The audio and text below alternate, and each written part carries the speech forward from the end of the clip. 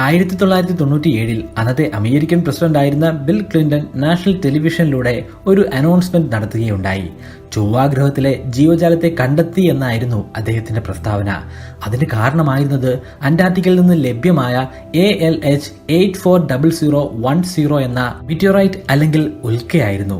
ആ ഉൽക്കയിൽ മൈക്രോസ്കോപ്പിക് ലെവലിലുള്ള പഠനങ്ങൾ നടത്തിയപ്പോൾ ഇത്തരത്തിലുള്ള ചിത്രങ്ങളാണ് നമുക്ക് ലഭ്യമായത്. ഇത് ശരിക്കും ജീവന്റെ ഒരു തെളിവാണോ? അതിന്റെ ഉത്തരത്തിലേക്ക് എത്തിച്ചേരാൻ ഈ വർഷം ജനുവരി മാസം 13 സയൻസ് മാഗസിനിൽ പ്രസിദ്ധീകരിച്ചു വന്ന ഒരു പ്രബന്ധത്തിലേക്ക് നോക്കാം. 2 കിലോഗ്രാമോളം ഭാരം വരുന്ന ഈ മീറ്ററോയിറ്റിൽ ഐസോട്ടോപ്പ് പഠനങ്ങൾ നടത്തിയപ്പോൾ ഏകദേശം 13,000 വർഷങ്ങൾക്ക് മുൻപാണ് ഇത് ഭൂമിയിൽ പതിച്ചതെന്ന് മനസ്സിലാക്കാൻ സാധിച്ചിട്ടുണ്ട്. അതിന്റെ അർത്ഥം കഴിഞ്ഞ 13,000 വർഷമായി ഇത് പൂർണ്ണമായിട്ടും മഞ്ഞിന്റെ അടിയിൽ തന്നെയായിരുന്നു കിടന്നത്. എന്നാൽ 1,70,00,000 വർഷം പിന്നിലേക്ക് പോവുകയാണെങ്കിൽ ഇത് ചൊവ്വാഗ്രഹത്തിന്റെ ഭാഗമായിരുന്നു. അവിടെ എങ്ങനെയോ നടന്ന ഒരു സ്ഫോടനത്തിന്റെ ഭാഗമായിട്ടാണ് ഇത് സ്പേസിൽ എത്തപ്പെട്ടത്.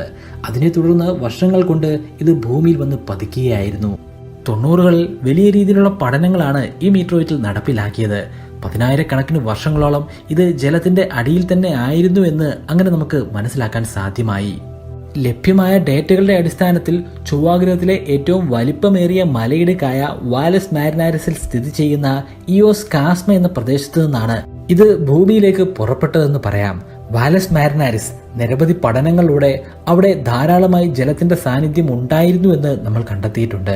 ഈ ഡേറ്റകളെല്ലാം ചേർത്ത് 1996 ഒരു പ്രബന്ധം തന്നെ പബ്ലിഷ് ചെയ്യപ്പെട്ടിരുന്നു. ആ പ്രബന്ധത്തിൽ പറയുന്നത് ഇത് ഭൂമിയിൽ കാണാൻ സാധിക്കുന്നത് പോലുള്ള ഒരു ബാക്ടീരിയയുടെ സാന്നിധ്യമായിരുന്നു എന്നാണ്. അതായത് ചൊവ്വാഗ്രഹത്തിൽ ഭൂമിയിൽ കാണാൻ സാധിക്കുന്നത് പോലുള്ള ജീവജാലങ്ങൾ വർഷങ്ങൾക്ക് മുമ്പ് ഉണ്ടായിരുന്നു എന്ന് അർത്ഥം. ഇതിൽ ഗവേഷകരെ ഏറ്റവും കൂടുതൽ ആകർഷിച്ചത് ഇവയുടെ രൂപം തന്നെയാണ്. ഭൂമിയിൽ സാധാരണഗതിയിൽ കാണാൻ സാധിക്കുന്ന ബാക്ടീരിയയോട് സമാനമായിട്ടുള്ള രൂപമാണ് ഇതിനുള്ളത്. പക്ഷേ പിന്നീട് മറ്റു ചില ഗവേഷകർ നടത്തിയ പഠനങ്ങളിലൂടെ ഈ തിയറി റിജക്റ്റ് ചെയ്യുകയായിരുന്നു.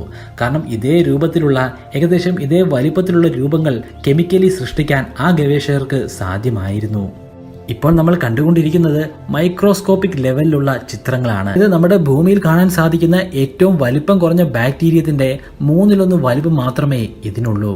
അതേസമയം സൈസിനെ കുറിച്ചും രൂപത്തെക്കുറിച്ചും മാത്രമല്ല 96 പബ്ലിഷ് ചെയ്ത ആ പേപ്പറിൽ പറയുന്നത്. അതിൽ വ്യക്തമായി പറയുന്നത് മാഗ്നറ്റൈറ്റിന്റെ സാന്നിധ്യമാണ്. ഭൂമിയിലും മാഗ്നറ്റൈറ്റ് ഉണ്ടാവാറുണ്ട്. കാർബണേറ്റഡ് റോക്കിൽ നിന്നാണ് മാഗ്നറ്റൈറ്റ് ഉണ്ടാകുന്നത്. അതായത് മാഗ്നറ്റൈറ്റ് ഉണ്ട് എങ്കിൽ അവിടെ ജീവൻ ഉണ്ട് എന്നർത്ഥം. Subscribe this channel for more videos.